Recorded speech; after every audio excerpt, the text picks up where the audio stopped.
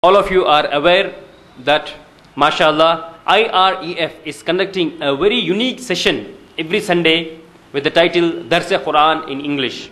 Mashallah, lessons on Quran in English, so that not only the Muslims but even the non-Muslim brothers and sisters know the aspects of Quran.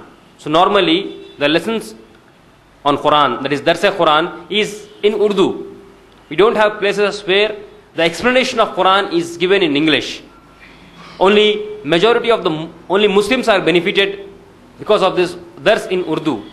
But we don't have places where Dars is given on Quran in English, so that the non-Muslims are benefited. So mashallah, the Dars at IREF, the lessons on Quran at IREF that take place on Sunday are uploaded on internet, so that the non-Muslims across the world, whenever they browse about the aspects of Quran or learning the Quran, they get the link of this Dars, and inshallah they will be in a position to watch the video of the Dars-e-Quran in English by Brother Imran, and if Allah gives them the hidayah, they can come closer to Quran, understanding it and accept the truth, inshallah. So now I request Brother Imran, the President of Islamic Research and Educational Foundation, to come up and begin his Dars-e-Quran in English. Brother Imran. Innal hamdalillah nahmaduhu wa nasta'inuhu wa nastaghfiruhu wa nu'minu bihi wa natawakkalu alayk wa na'udhu billahi min shururi anfusina wa min sayyiati a'malina wa man yahdihillahu fala mudilla lahu wa man yudlilhu fala hadiya lahu wa nashhadu an la ilaha illallah wahdahu wa la sharika lahu wa nashhadu anna Muhammadan abduhu wa rasuluhu. Amma ba'd, fa inna khayral hadithi kitabullah wa khayral hadiyyi hadiyyin Muhammadin sallallahu alayhi wa sallam wa sharral umuri muhdathatuha wa kullu muhdathatin bid'a wa kullu bid'atin dalalah wa kullu dalalatin finnar. Amma ba'd, rabbish rahli sadri wa yassir li amri wahlul uqdatam min lisani yafqahu qawli. Respected Master of Conduct Brother Mansoor and all my dear brothers and sisters, I welcome all of you with the Islamic greetings. Assalamu alaikum wa rahmatullahi wa barakatuh. Inshallah, the subject of my dars for this Sunday is the beginning ayat, or the first ayat of the second surah of the glorious Quran, that is Suratul Baqarah.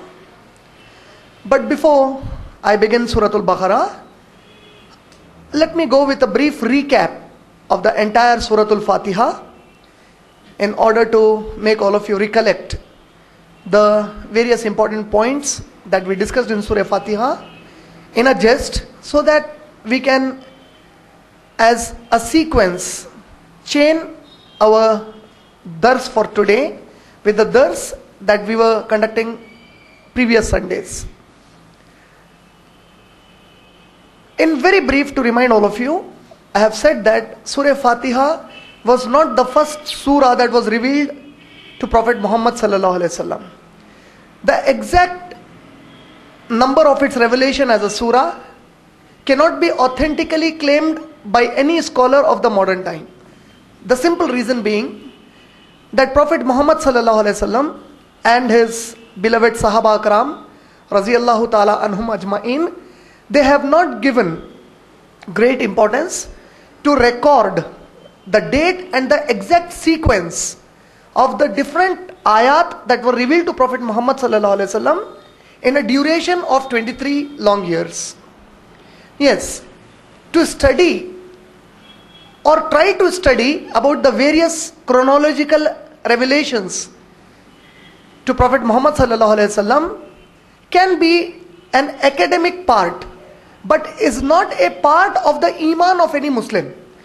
On the day of judgment, Allah subhanahu wa ta'ala will not ask any of the Muslims in the world that can anybody tell which surah was revealed before which surah, or which ayat was revealed before which ayat. Or I mean, the sequence will not be asked to any one of us by Allah subhanahu wa ta'ala. Simple reason, because Prophet Muhammad sallallahu alaihi wasallam and the Sahaba Akram did not give importance to it. As I said, academically one can give interest take interest and try to find out which one is first and which one is second, with always an open frame of mind of having difference of opinion with us. But coming to the main purpose of the glorious Quran being revealed as a guidance to the entire mankind, Allah subhanahu wa ta'ala, in the final years of the life of beloved Prophet Muhammad sallallahu alaihi wasallam, had sent Jibreel alayhi salam to make Prophet Muhammad sallallahu alaihi wasallam recite the entire Quran in the month of Ramadan in the chronological order that we have with us today. The chronological order of the glorious Quran, in my previous durus I have mentioned, was not set by Usman radiallahu ta'ala anhu, neither was it said by Umar ibn Khattab radiallahu ta'ala anhu, nor was it said by Abu Bakr Siddiq radiallahu ta'ala anhu, nor was it said by Muhammad Rasulullah. It was said by Allah subhanahu wa ta'ala himself.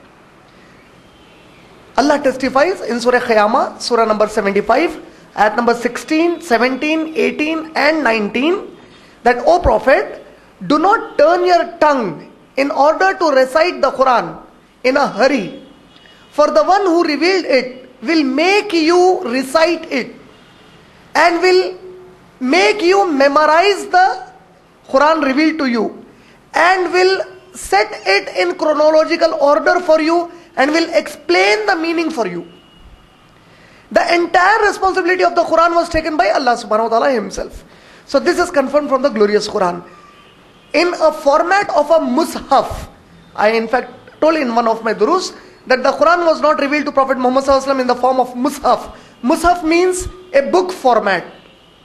It was revealed by Jibreel alayhi salam. Jibreel alayhi salam recited it, made the Prophet sallallahu alaihi wasallam memorize whatever it was being recited to him, and in turn the Prophet sallallahu alaihi wasallam read it out or recited it to his Sahaba Akram radiallahu ta'ala anhum ajmain. Of all the Sahaba Akram, none of them were BCom, BA, BSc or MCom or IITs. All the Sahaba Akram were living 1428 years back almost. Knowledge was very scarce at that time. There were no high schools, primary schools, secondary schools, intermediate, board of intermediate, or a medical or an engineering degree for them. It was very difficult at that time to find out people who could read and write. And of the entire Makkan population at the time of Prophet Muhammad sallallahu alaihi wasallam, there were hardly about 60 people who knew how to read and write. And of them were Umar ibn Khattab, Hafsa binte Umar radiallahu ta'ala anhum ajmain. These were the people who knew how to read and write.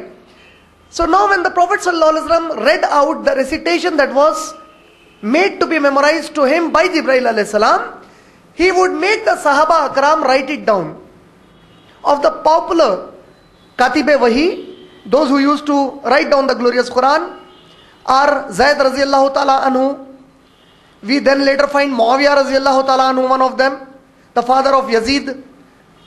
Then these people, when they used to write it down, the Prophet sallallahu alaihi wasallam in turn would make them read back what they have written. And if they make any mistake in the writing, the Prophet sallallahu alaihi wasallam would correct them. So this was put into different scrolls on the backbones of the camels, and this is how it was preserved initially. Then at the time of Abu Bakr Siddiq radiallahu ta'ala anhu, on the recommendation by Umar ibn Khattab radiallahu ta'ala anhu, it was for the first time commanded by Abu Bakr Siddiq radiallahu ta'ala anhu to collect whatever has been put in a written form by the Sahaba in one place. Then after that was brought, Abu Bakr Siddiq radiallahu ta'ala anhu ordered to compile it in a form of a book.